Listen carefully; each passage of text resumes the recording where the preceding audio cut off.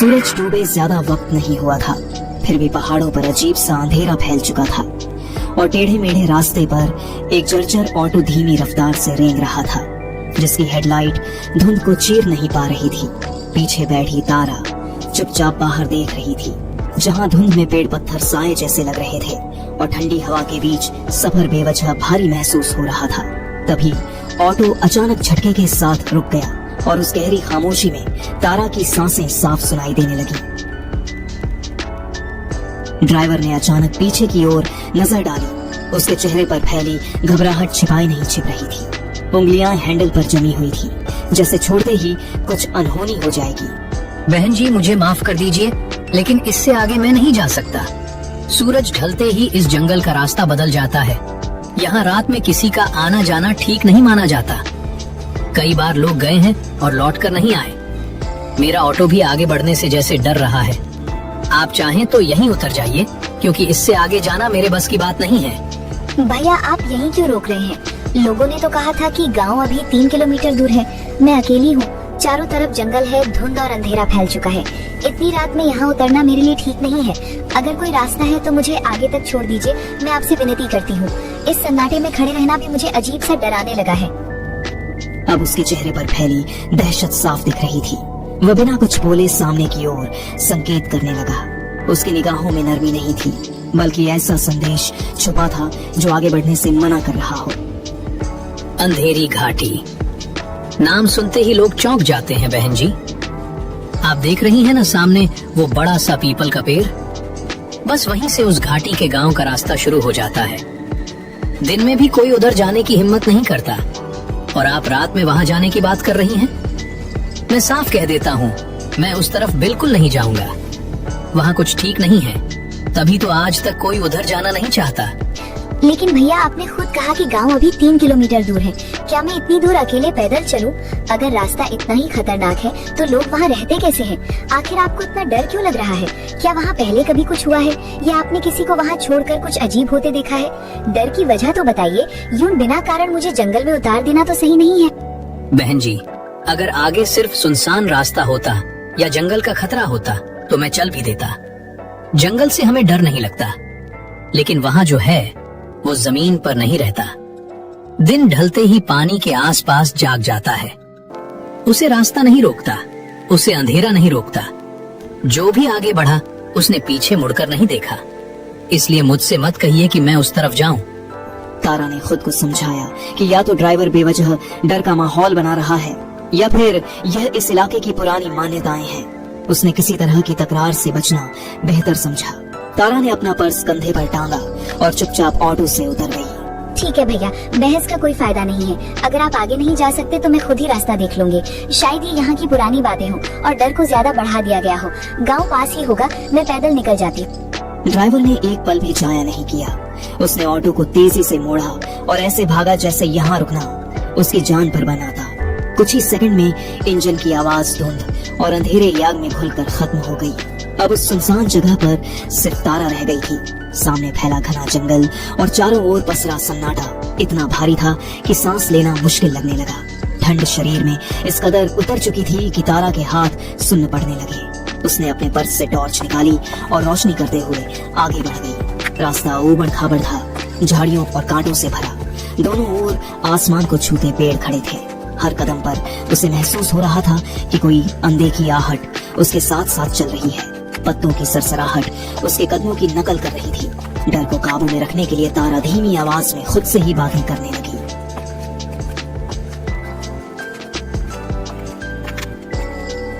शांत रहो तारा, ये बस जंगल है। अंधेरा और ठंड मिलकर दिमाग पर असर डाल रहे हैं। हर आवाज किसी के पीछे चलने की नहीं होती। पत्ते हैं, हवा है, बस यही सब है। गांव ज्यादा दूर नहीं होगा, बस थोड़ा और चलना है। डर को अपने ऊपर हावी मत होने दो। जो महसूस हो रहा है वो सच नहीं भी हो सकता। तारा, तुझे सिर्फ अपने भाई को ढूंढना है और उसे गांव से चले जाना है। तारा इस सुनसान रास्ते पर यूं ही नहीं भटक रही थी। वह अपने छोटे भाई आरव की तलाश में अंधेरी घाट जा रही थी। आरव पेशे से एक डॉक्यूमेंट्री रिसर्चर था, जो रहस्यमय जगहों और लोक कथाओं पर काम करता था। 2 महीने पहले वह इसी इलाके में एक रिसर्च के सिलसिले में आया था, लेकिन फिर लौट कर नहीं आया। आखिरी बार जब उसने तारा से बात की थी उसकी आवाज में अजीब सी बेचैनी थी। उसने घबराते हुए कहा था, दीदी, यहाँ का वो पुराना तालाब मैंने देख लिया है। लगता है जैसे कोई मुझे वहाँ बुला रहा हो। उसके बाद से आरव का फोन कभी चालू नहीं हुआ। पुलिस ने खोजबीन की, लेकिन जब कुछ हाथ नहीं लगा तो उन्होंने भी मामला ठंडे बस्ते में डाल दिया। भाई की खामोशी ने तारा को खुद यहाँ आने पर मजबूर कर दिया। लगभग 1 घंटे तक चलने के बाद धुंध कुछ हल्की होने लगी। तभी उसे सामने पहाड़ियों के बीच टिमटिमाती रोशनियां दिखाई दी, जो शायद अंधेरी घाट के घरों से आ रही थी। थोड़ी और दूरी तय करने पर गांव का प्रवेश द्वार सामने आ गया। वहाँ एक पुराना झुका हुआ लकड़ी का बोर्ड लगा था। उस पर लिखी इबारत पढ़ते ही तारा के कदम ठिठक गए। अंधेरी घाट में जो आया वो वापस नहीं गया।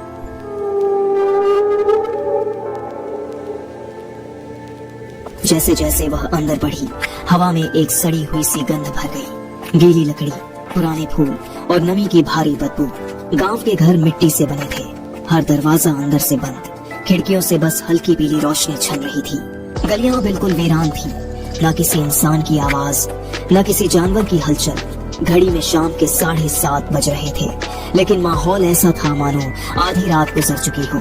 आमतौर पर इस वक्त गांव की चौपाल गुलजार रहती है, पर अंधेरी घाट में सिर्फ कब्रिस्तान जैसी खामोशी पसरी थी। थोड़ा आगे बढ़कर तारा एक घर के सामने रुकी। उसने गहरी सांस ली, हिम्मत जुटाई और दरवाजे पर दस्तक दी। कोई है क्या? दरवाजा खोल दीजिए, मैं बाहर से आई हूँ और रास्ता भटक गई हूँ। मुझे थोड़ी मदद चाहिए।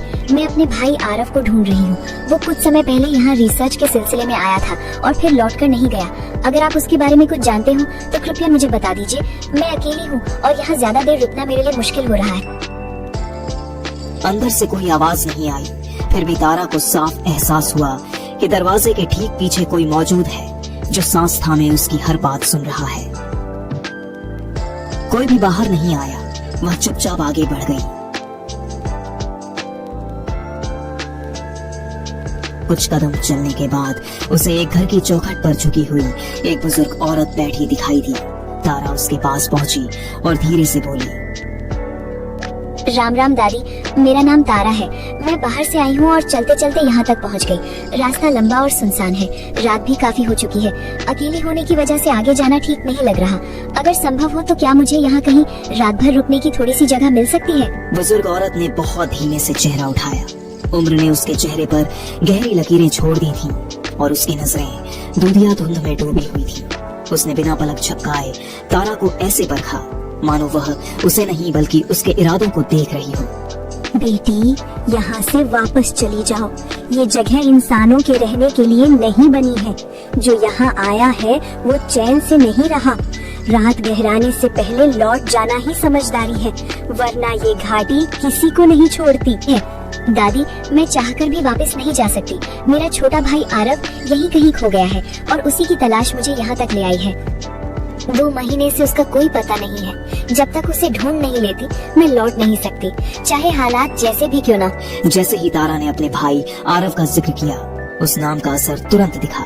बुजुर्ग औरत चौंककर उठ खड़ी हुई और बेचैनी भरी आवाज में तारा से बोल पड़ी, क्या कहा तुमने? आरव? कुछ दिन पहले एक लड़का कैमरा लेकर इस गांव में घूम रहा था। हर चीज के बारे में पूछता रहता था, तस्वीरें खींचता था। क्या वो ही तुम्हारा भाई है?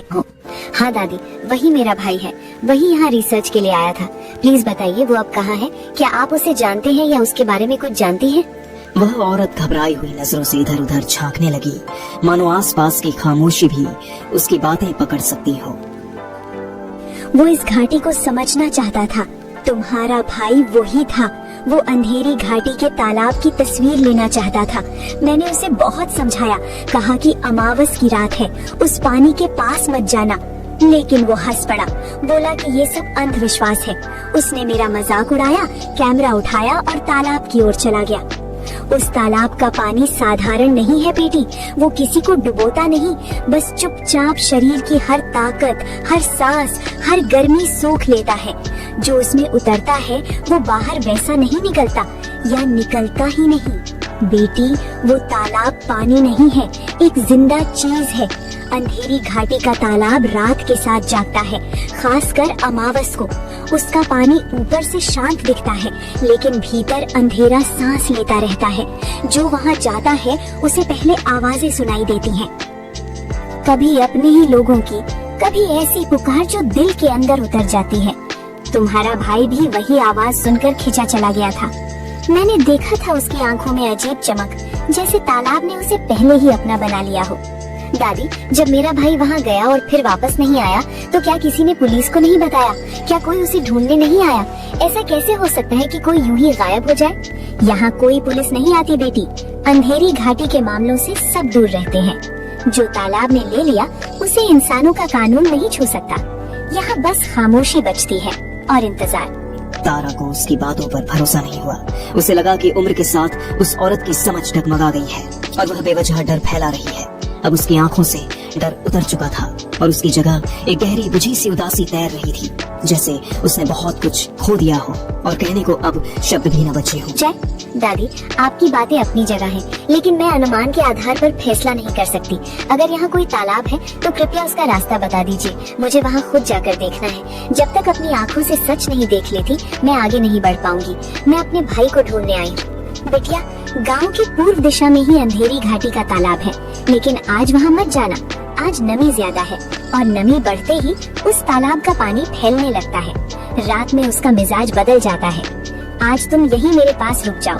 सुबह अगर सब ठीक रहा, अगर जिंदा रही, तब चली जाना अंधेरी घाटी के तालाब की तरफ। रात इस जगह के लिए नहीं बनी। जो इसे नहीं समझता वही सबसे पहले खो जाता है। तारा के सामने अब कोई दूसरा रास्ता नहीं बचा था। अंधेरा गहराता जा रहा था और इस जंगल में अकेले आगे बढ़ना खुद को खतरे में डालने जैसा था।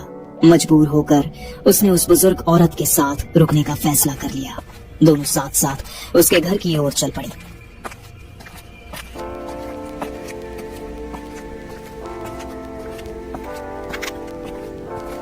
कुछ ही देर में वे एक छोटे से मकान के सामने पहुंची। उस औरत का नाम चंपा था। घर बेहद सादा था, बस एक कमरा और एक छोटी सी रसोई। चंपा ने तारा के सामने सादा खाना परोसा, रोटी और सब्जी। लालटेन की मध्यम रोशनी में दोनों आमने सामने बैठी थी और बाहर फैली खामोशी और भी भारी लग रही थी।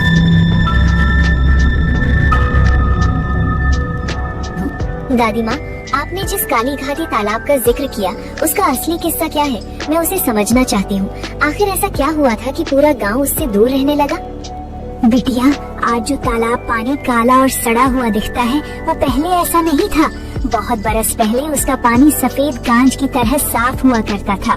लोग उसी पानी से खेती करते थे, जानवर उस पानी को पीते थे और गांव खुशहाल था।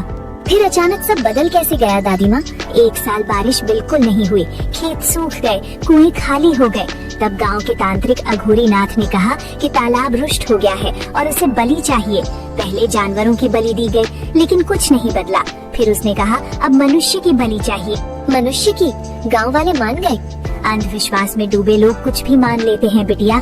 गांव के भोले भाले लोगों ने उसकी बातों पर यकीन कर लिया। उन्होंने एक अनाथ लड़की को चुना जिसका कोई नहीं था, जो किसी को याद नहीं आती। उसे उसी तालाब में फेंक दिया गया। वो बच्ची बहुत देर तक तड़पती रही। उसकी आवाजें आज भी उस पानी में बसी हैं।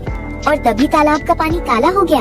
हाँ, उसी रात आसमान फट पड़ा, लेकिन वो बारिश पानी की नहीं थी, काली तेजाबी कीचड़ जैसी थी। तालाब उफंड पड़ा और उसका रंग हमेशा के लिए बदल गया।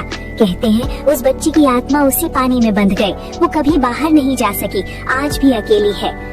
इसीलिए लोग कहते हैं कि वो दूसरों को अपनी ओर खींच लेती है। हाँ बिटिया, जो भी उस तालाब के पास जाता है उसे लगता है कोई उसे बुला रहा है। कभी माँ की आवाज, कभी किसी अपने की। वो बच्ची अकेली नहीं रहना चाहती, इसलिए दूसरों को अपने साथ नीचे खींच लेती है, उसी काली गहराई में। तारा आमतौर पर ऐसी बातों को कल्पना समझकर टाल देती थी, मगर चंपा की आवाज और उसके शब्दों में ऐसा यकीन छुपा था जिसने तारा की रीढ़ में सिहरन दौड़ा दी।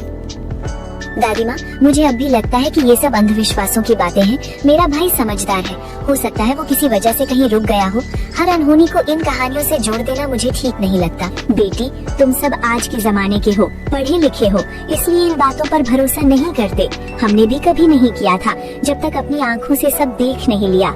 रात अब बहुत गहरी हो चुकी है और ये घाटी रात में किसी को नहीं परखती, बस उसे अपने हिसाब से चुन लेती है। तुम बहुत थक गई हो, आज यहीं सो जाओ और मेरी एक बात गांठ बांध लो।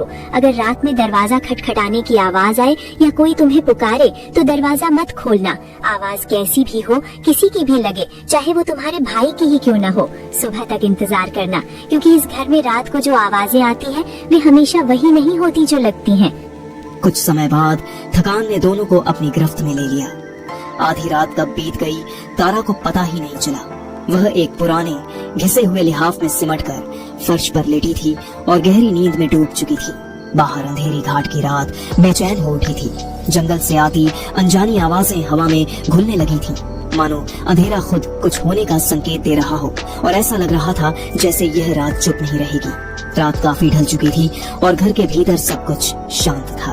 तभी अचानक बाहर से एक तेज दस्तक गूंजी जिसने सन्नाटे को चीर दिया। तारा हड़बड़ाकर जाग गई। खिड़की की ओर से आती वह आहट इतनी साफ थी कि उसकी सांस अटक गई। उसने घबराकर समय देखा।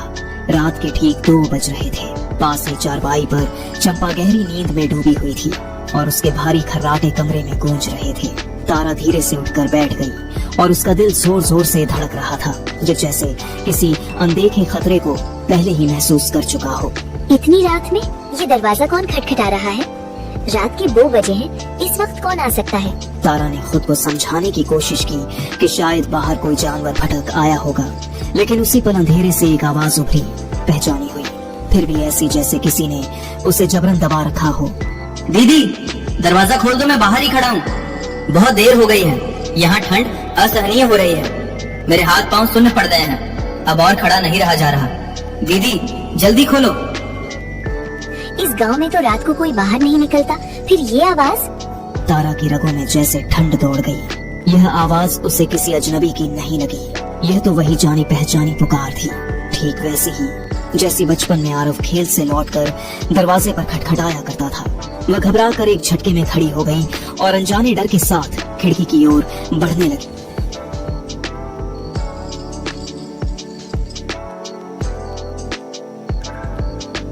आरव, बाहर तुम हो क्या? सच बताओ, दरवाजे के बाहर तुम ही खड़े हो? हाँ दीदी, मैं ही हूँ। जल्दी दरवाजा खोलो, यहाँ बहुत ठंड है। लेकिन तुम इतनी रात में यहाँ कैसे आ गए? तुम ठीक तो हो ना? दीदी, बाद में बताऊंगा, बस अभी दरवाजा खोल दो, वो मुझे लेने आ रही है। अगर देर हुई तो मैं नहीं बच पाऊंगा। तारा की उंगलियां अनायास ही दरवाजे की कुंडी तक पहुंच गईं। बस एक हल्का सा दबाव और दरवाजा खुल सकता था। तभी उसके दिमाग में चंपा काकी की कही बात बिजली की तरह कौंध गई। अगर बाहर की आवाज तुम्हारे अपने खून की भी लगे तब भी दरवाजा मत खोलना। तारा ठिठक गई। उसका मन 2 हिस्सों में बंट चुका था। एक तरफ तर्क था, डर था, और दूसरी तरफ बाहर खड़ा उसका भाई, जिसे वह ठंड में कांपता हुआ महसूस कर सकती थी। उसे कुछ समझ नहीं आ रहा था कि सही क्या है और गलत क्या। आंखों में आंसू भर आए। कांपती आवाज में दरवाजे के उस पार खड़े साए से उसने कहा, आरव, मैं अभी दरवाजा नहीं खोल सकती।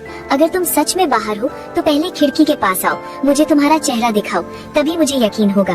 तारा ने कांपते हुए खिड़की के पास झुककर बाहर देखने की कोशिश की। बाहर ऐसा घना अंधेरा था जैसे रात ने सब कुछ निगल लिया हो। घबराहट में उसने अपनी टॉर्च चलाई और रोशनी खिड़की के बाहर घुमा दी। अगले ही पल जो दृश्य सामने आया उसने उसकी सांसें थाम ली। चीख उसके गले तक आकर वहीं जम गई। बाहर कोई खड़ा था, या यूं कहें आरव की शक्ल का कुछ वही कपड़े, वही बनावट जैसी तस्वीरों में उसने देखी थी, लेकिन उसका शरीर अस्वाभाविक रूप से फूला हुआ था, जैसे भीतर कुछ सड़ रहा हो। सबसे भयावह था उसका चेहरा। जहाँ आंखें होनी चाहिए थी वहाँ बस खाली गड्ढे थे और होंठ ऐसे जुड़े हुए थे मानो किसी ने उन्हें सुन लिया। तारा का दिमाग सुन पड़ गया। अगर इसके होंठ हिल ही नहीं सकते तो आवाज आ कहां से रही है। तभी उसकी नजर उस आकृति के पीछे गई। आरव के पीछे अंधेरे में एक लंबी काली परछाई खड़ी थी और उसी परछाई के भीतर से वह आवाज निकल रही थी, बिल्कुल आरव जैसी, लेकिन किसी और की सांसों के साथ। दीदी, मैंने तुम्हें कितनी बार पुकारा, लेकिन तुमने दरवाजा नहीं खोला। मैं बाहर ठंड में कांपता रहा, तुम्हारी आवाज सुनने के लिए तरसता रहा। मुझे लगा तुम आओगी, जैसे बचपन में आती थी, लेकिन अब देर हो चुकी है। दरवाजा खोलने की जरूरत नहीं है दीदी, अब मैं खुद अंदर आ रहा हूँ। तुम मुझे रोक नहीं पाओगी। बिटिया, क्या हुआ? ये कैसी आवाज थी? तुम ठीक तो हो? तुमने कुछ देखा क्या? दादी, वो आ रहा है। जो बाहर था वो मेरे भाई जैसा था, लेकिन वो मेरा भाई नहीं है। उसकी शक्ल आरव जैसी थी, पर उसके अंदर कुछ और था। दादी, मेरा भाई अब नहीं रहा। जो दरवाजे पर है वो कुछ और है। तभी खिड़की पर अचानक ऐसी भयानक दस्तक गूंज उठी, मानो कोई भीतर घुसने के लिए बेकाबू हो गया हो। तभी चंपा दादी तेजी से भीतर गईं और कुछ पल में लाल मिर्चों और एक नींबू के साथ लौटी। बिना एक शब्द बोले उन्होंने उसे खिड़की के ऊपर टांग दिया। जैसे ही वह टोटका अपनी जगह पर पहुंचा, बाहर मच रहा सारा हंगामा एक झटके में थम गया। चारों ओर ऐसा सन्नाटा छा गया मानो किसी ने आवाज ही छीन ली हो। कुछ पल बीते ही थे कि खिड़की के बाहर से एक फिसलती हुई डरावनी हंसी गूंज उठी, ठंडी और खोखली, जो सीधे रूह तक उतर गई।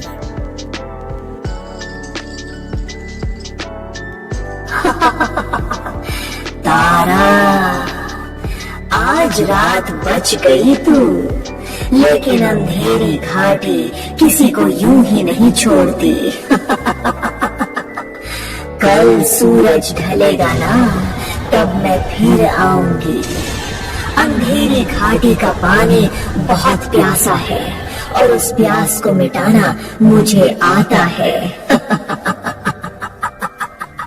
याद रखना तारा, दरवाजे बंद करने से कुछ नहीं बदलता। अंधेरी घाटी में जो एक बार बुला लिया जाए वो लौट कर नहीं जाता। कुछ ही देर में पैरों की आहटें अंधेरे जंगल की ओर खिसकती चली गईं। तारा का शरीर ठंडे पसीने से भीग चुका था।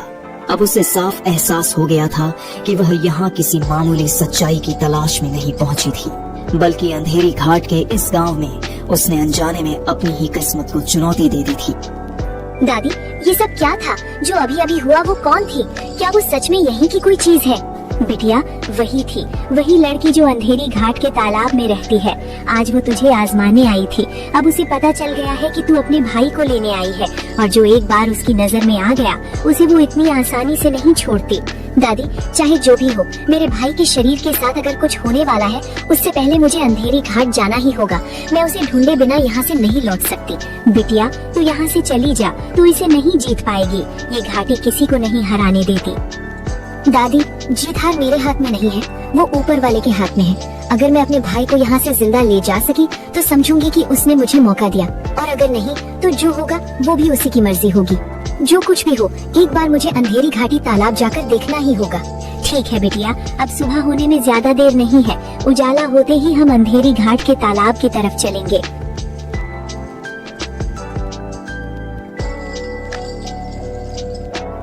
अगली सुबह तारा और चंपा काकी अंधेरी घाट के तालाब की दिशा में चल पड़ी।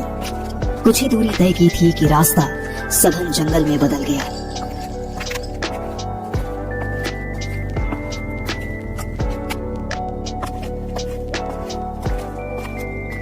जैसे ही वे पेड़ों के बीच दाखिल हुई, चारों ओर की रोशनी अचानक मुरझाने लगी, मानो दिन ने पल भर में ही दम तोड़ दिया हो। माहौल देखते ही तारा का दिल घबरा उठा। दोनों के कदम अपने आप थम गए। बेचैनी से तारा ने चंपा काकी की ओर देखा और कांपती आवाज में उनसे बोली, दादी, ये कैसा माया जाल है? जंगल के बाहर तो दिन है, लेकिन यहाँ कदम रखते ही सब कुछ रात जैसा लगने लगा है। रोशनी जैसे अचानक बुझ गई हो। मुझे ठीक नहीं लग रहा। ये जंगल का माया नहीं है बिटिया, ये सब उसी तालाब की लड़की का किया धरा है। जैसे जैसे हम पास आ रहे हैं उसका असर बढ़ता जा रहा है। यहाँ रुकना मत, पीछे मत देखना, बस चलते रहो, वरना यही अंधेरा हमें निगल जाएगा। ये जंगल का माया जाल है बिटिया, ये सब उसी तालाब की लड़की का किया धरा है। जैसे जैसे हम पास आ रहे हैं उसका असर बढ़ता जा रहा है। यहाँ रुकना मत, पीछे मत देखना, बस चलते रहो, वरना यही अंधेरा हमें निगल जाएगा। दोनों फिर से आगे बढ़ चली। जैसे जैसे वे अंदर की ओर जाती गईं, जंगल से उठती अजीब और डरावनी आवाजें साफ सुनाई देने लगी, मानो पेड़ों के बीच कुछ जाग चुका हो। कुछ कदम और चलते ही उनके सामने वह बदनाम काली घाटी का तालाब उभर आया। उस जगह पर पहुंचते ही तारा का सब्र टूट गया। उसने पूरी ताकत से अपने भाई का नाम पुकारा, आरव। उसकी आवाज तालाब के सन्नाटे में गूंज उठी। आरव, तुम जहाँ भी हो सामने आओ, मैं तुम्हें लेने आई हूँ। अब घर चलते हैं, दीदी यहीं है। अचानक तालाब की सतह में हलचल होने लगी और ठंडा पानी उबलता सा दिखने लगा। उसी क्षण गहराई से एक धुंधली आकृति ऊपर उठने लगी। वह आरव की आत्मा थी, जो पानी की कैद से धीरे धीरे बाहर निकल रही थी। दीदी, मैं बाहर आ गया हूँ, लेकिन अब इस दुनिया का नहीं रहा। कुछ दिन पहले मैं इस तालाब के पास रिसर्च कर रहा था, इसके रहस्य को समझना चाहता था। मुझे लीड्स जहाँ था सब जान लूंगा, मगर इसने मुझे अपने भीतर खींच लिया। अब मैं तुम्हारे साथ नहीं जा सकता। ये जगह बहुत बुरी है। इससे पहले कि वो फिर आए, तुम यहाँ से चली जाओ। नहीं आरव, आ जाओ मेरे भाई, मैं तुम्हें लेने ही आई हूँ। मैं तुम्हें यहाँ नहीं छोड़ सकती, चाहे कुछ भी हो। दीदी, अब बहुत देर हो चुकी है। मैं इस तालाब से बंध चुका हूँ। अगर तुम यहाँ रुकी रही तो वो तालाब के बाहर आ जाएगी। प्लीज जल्दी यहाँ से चली जाओ, यही आखिरी रास्ता है। इतना कहकर वह धुंधली परछाई धीरे धीरे तालाब की गहराइयों में समा गई। तारा बस देखती रह गई, अपने भाई को उससे दूर होते हुए। उसकी आंखों से आंसू बह निकले, दिल टूट कर रह गया। लेकिन वह जानती थी कि उसे रोकने का अब कोई रास्ता नहीं बचा था। उस पल तारा सिर्फ रो सकती थी और अपने भीतर उस सच्चाई को ढो सकती थी जिससे वह यहाँ तक पहुंची थी। बेटी, अब जो होना था वो हो चुका है। बीते हुए को पलटने की ताकत किसी के पास नहीं होती। यहाँ एक पल भी और रुकना ठीक नहीं है। जितनी देर हम रुकेंगे उतना ही उसका असर बढ़ेगा। अगर वो तालाब की सीमा लांघ गई तो फिर बचने का कोई रास्ता नहीं रहेगा। अब उसकी नजर तुम पर टिक चुकी है, इसलिए देर मत करो। जितना हो सके इसी वक्त इस गांव को छोड़ दो और पीछे मुड़कर मत देखना। इसके बाद दोनों चुपचाप वहाँ से लौट पड़ी। तालाब पीछे छूट गया, लेकिन तारा का दिल वहीं अटका रह गया। थोड़ी ही देर में वह उस रास्ते पर थी जो उसे उसके अपने गांव की ओर ले जा रहा था। खाली हाथ, भारी मन के साथ, इतनी कोशिशों, इतनी उम्मीदों और इतने सवालों के बावजूद तारा अपने छोटे भाई को अपने साथ वापस नहीं ला सकी। हर कदम के साथ उसे यही एहसास चुभ रहा था कि उसने उसे नहीं खोया था, बल्कि वह उसे कभी बचा ही नहीं पाई। पहाड़ों के पीछे ढलता सूरज जैसे उसके दर्द का गवाह बन रहा था और तारा समझ चुकी थी कि कुछ बिछोह जिंदगी भर साथ चलते हैं।